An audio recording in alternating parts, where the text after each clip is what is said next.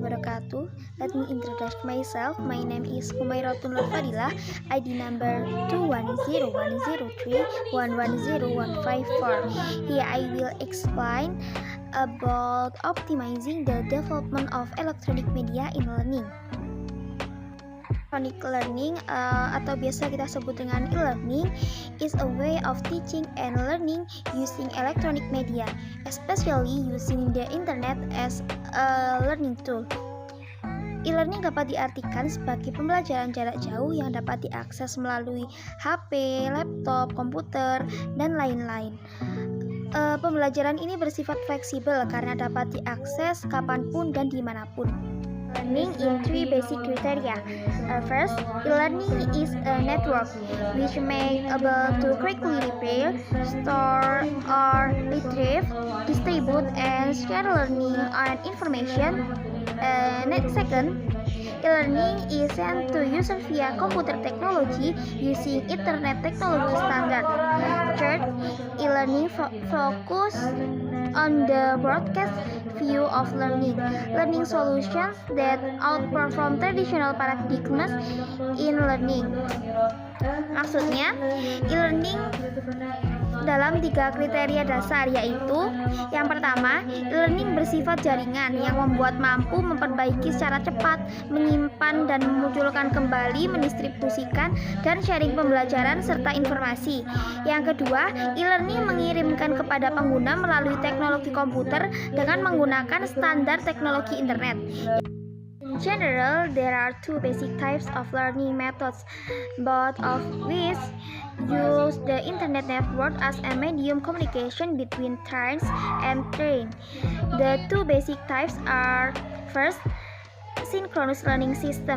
This learning system is often a learning system directly or in real time. Second, asynchronous learning system. This learning system is an indirect learning system. This system allows trainers to study at their own level and according to their free schedule without having to communicate directly with their trainers. Maksudnya, secara umum ada 2 tipe dasar metode pembelajaran e-learning, di mana keduanya menggunakan jaringan internet sebagai media komunikasi antara peserta didik dan juga pendidik. Ada 2 tipe dasar tersebut, antara lain, yang pertama, sistem pembelajaran secara sinkron, yaitu sistem pembelajaran yang dilakukan secara langsung atau real time. Proses ini, sang pendidik dan peserta didik akan berkomunikasi secara langsung via internet, baik dengan chatting maupun via video seperti Skype, Google Meet, Zoom, or etc. Ada berbagai kelebihan dari sistem pembelajaran ini, yaitu kemampuan untuk melakukan monitoring secara terus-menerus secara sistem atau metode belajar yang bisa dipersonalisasi sesuai dengan kebutuhan dan kemampuan murid yang berbeda-beda antara satu dengan yang lainnya. Yang kedua, sistem pembelajaran asinkronus. Sistem pembelajaran ini merupakan sistem pembelajaran secara tidak langsung. Sistem ini memungkinkan para peserta didik untuk belajar sesuai dengan tingkat kebutuhan mereka sendiri dan disesuaikan dengan jadwal kosong mereka tanpa harus berkomunikasi secara langsung dengan pendidik mereka. Sistem pembelajaran yang juga dikenal dengan nama web-based training atau training basic web memungkinkan setiap orang untuk belajar kapanpun, dimanapun, ketika mereka membutuhkan tanpa harus terikat waktu tertentu. Karakteristik.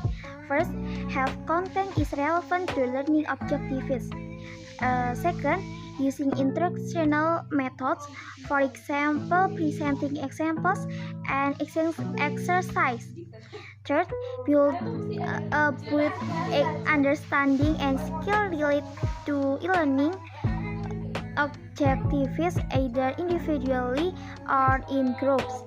Fourth, using elements such as word and picture to convey learning materials.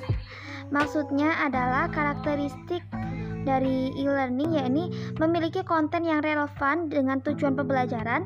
Yang kedua, menggunakan metode pembelajaran, misalnya menyajikan contoh dan latihan. Yang ketiga, membangun pemahaman dan keterampilan yang berkaitan dengan tujuan pembelajaran baik secara individu maupun kelompok. Yang ketiga, menggunakan unsur seperti kata-kata dan gambar untuk menyampaikan materi pembelajaran. And impact obtained in e-learning through e-learning are: first, change in e-learning culture and improving the quality of learning and teaching. Second, change in learning meeting that are not focused on meeting face-to-face in class and meeting are not limited by space and time. Next, available of learning materials in electronic media through a learning website that are easily accessible and developed by students and possibly the public.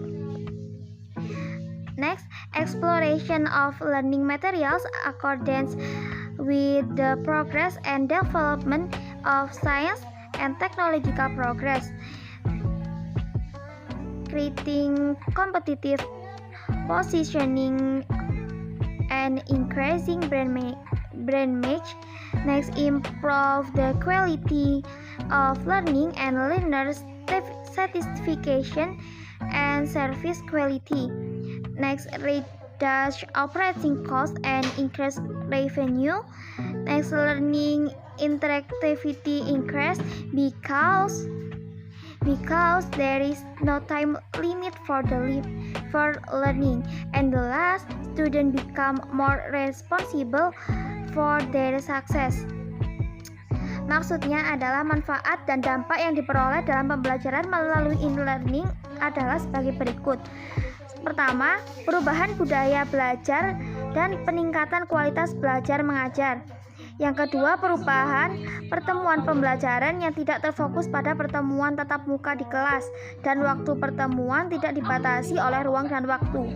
Yang ketiga, tersedianya bahan ajar dalam media elektronik melalui website e-learning yang mudah diakses dan dikembangkan oleh mahasiswa dan mungkin masyarakat.